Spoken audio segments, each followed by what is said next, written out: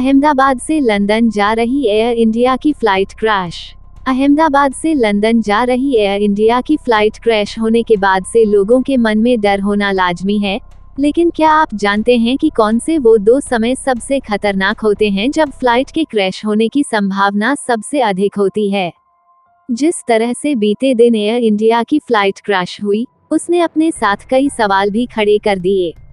दरअसल air India की flight संख्या A171 ने दोपहर लगभग 1:38 पर अहमदाबाद से लंदन के लिए उड़ान भरी, लेकिन उड़ान भरने के लगभग 1 मिनट से पहले ही ये फ्लाइट क्रैश हो गई।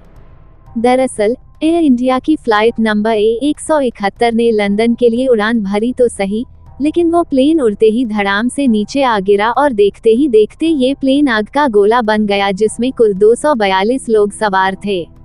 इसमें 2 पायलट और 10 क्रू मेंबर शामिल थे। फ्लाइट में गुजरात के पूर्व मुख्यमंत्री विजय रूपाणी भी सवार थे, जिनका निधन इस क्रैश में हो गया। हालांकि एक यात्री इस दुर्घटना में जिंदा बच गया, जो किसी चमत्कार से कम नहीं माना जा रहा। अब तक आंकड़े और विशेषज्ञों की माने तो किसी भी प्लेन के क्रैश होने का सबसे ज्यादा खतरा 2 समय होता है।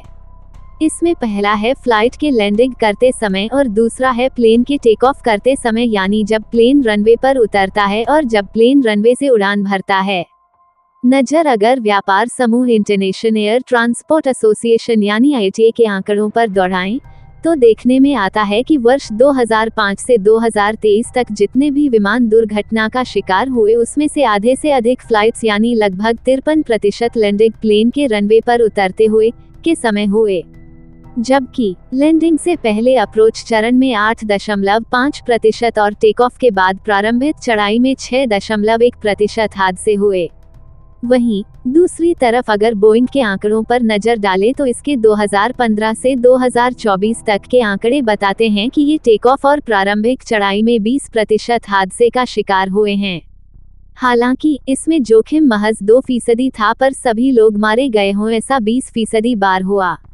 विमान के ऊपर उठने के समय 10% घातक दुर्घटनाएं हुई और इसमें 35% मौतें हुई। यहाँ पर जोखिम 14% था।